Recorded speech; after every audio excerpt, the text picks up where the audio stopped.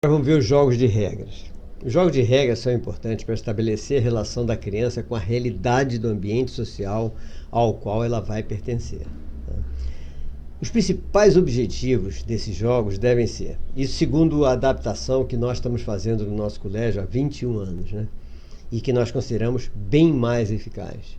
Em primeiro lugar, acostumar a criança por meio das necessidades de cumprir as regras dos jogos, que para que ela consiga chegar a algum objetivo, a gente tem que se acostumar às exigências encontradas pelo caminho. Então não adianta, a gente quer chegar lá, tem que se cumprir as exigências que estão no caminho, como se fossem verdadeiros pedágios. Acostumar também a criança a lidar com a frustração das derrotas. Isso é importante. Nós temos crianças que chegam na escola e que só tiraram 10 até hoje. Isso é um problema. Ela pode acabar a vida dela, como no Japão acontece, acaba mesmo, né? Quando a pessoa tem uma derrota, a criança tem uma derrota, né? Nós temos suicídios de criança no Japão exatamente por causa disso, né? Então, se acostumar com frustração de derrotas é importante. Aí você vai colocar nessa criança a ideia de que não existe fracasso. Vamos utilizar aquele termo neurolinguístico de trocar as palavras. Vamos trocar fracasso por aprendizagem. Então, o conceito de fracasso passa a ser conceito de aprendizagem. Ou seja, cada vez que a pessoa não consegue, significa aprendi um pouco mais, vou conseguir daqui a pouco. Para evitar que os fracassos desestimulem o prosseguimento dos objetivos, né? Outra coisa é que nós devemos acostumar a criança a saber participar de uma competição. Saber comemorar o prazer da vitória ou também a aceitação da derrota. Nessas duas situações, é bom que a criança reconheça o valor dos outros competidores. Porque senão não tinha graça nenhuma a sua vitória, também tem isso. E na hora que ela se for derrotada também, o valor dos competidores. Maravilha, você foi ótimo, foi muito melhor que eu. E evitar, assim, o conflito entre seus pares. Nos jogos de regras, as crianças aprendem também a aceitar as normas sociais, principalmente durante a realização do trabalho pedagógico que vem depois, em que a gente pode propor atividades, tanto oral ou escrita, de reflexão sobre os jogos, estabelecendo uma relação entre os jogos e a vida real. Aí é a parte da reflexão em sala de aula. Por isso é importante que o educador crie contextos que possibilitem o exercício do letramento a partir das situações motivadoras que surgem durante os jogos. Que aí vai despertar o desejo da comunicação pela narrativa. Todo mundo vai querer, eu quero contar. As coisas que aconteceram nos jogos, que podem ser provocadas pelo professor. Então, essas empolgações de movimentos, de situações que podem ser provocadas, vai propiciar o desenvolvimento da competência linguística e comunicativa da criança.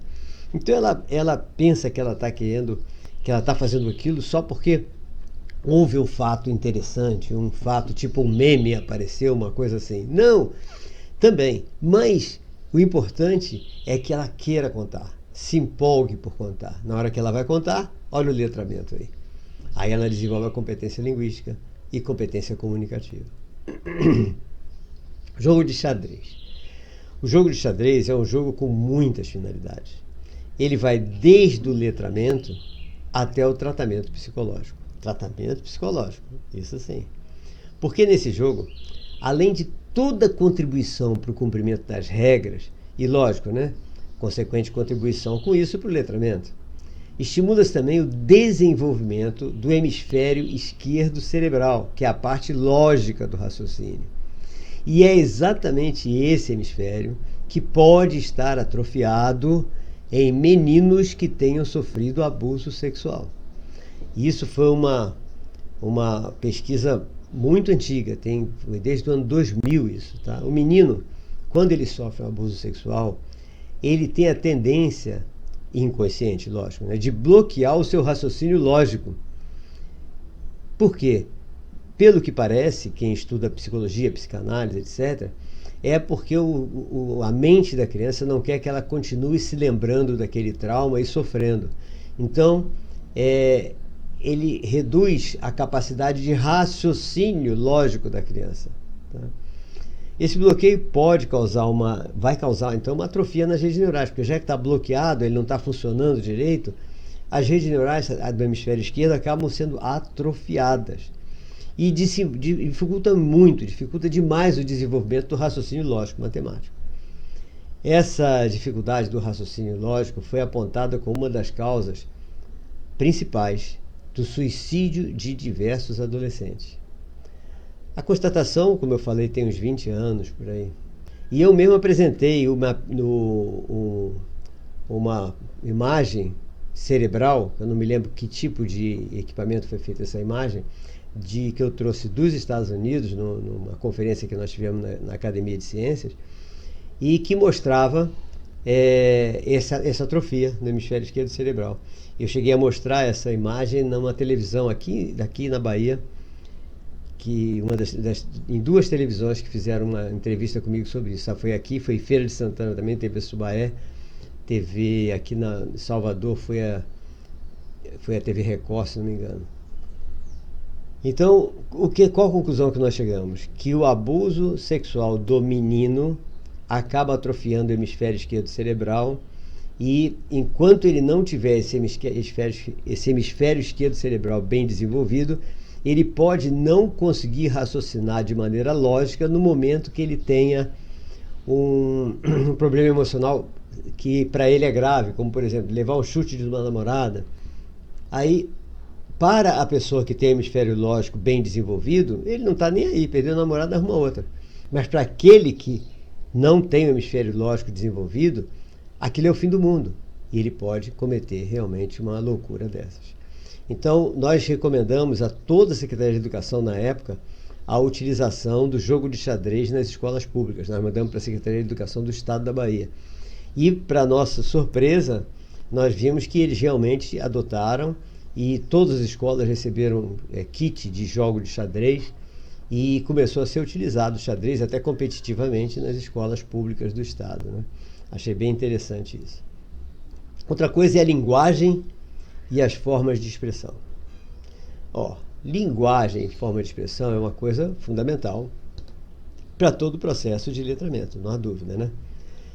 Só que a gente tem que ver que as linguagens não são só aquelas que a gente está acostumado, nós professores, né? Todo ser existente utiliza alguma forma de expressão ou de linguagem para estabelecer a comunicação entre seus pares, lógico. Isso não é restrito a nós, seres humanos, nem mesmo aos animais, mas também até as bactérias, conforme alguns estudos que foram publicados há alguns anos. E mais recentemente, o que me espantou demais é que descobriu-se que existe uma linguagem entre os vírus. Logicamente, o nosso estudo não vai falar de letramento de bactéria nem letramento de vírus. A gente se restringe à linguagem entre nós, seres humanos. Mas não podemos deixar de registrar essa verdade, até para evitar que a gente se considere a única forma de vida capaz de estabelecer contato, combinar procedimento, como ocorre também com vírus e com bactérias. São diversas as formas de estabelecermos essa comunicação.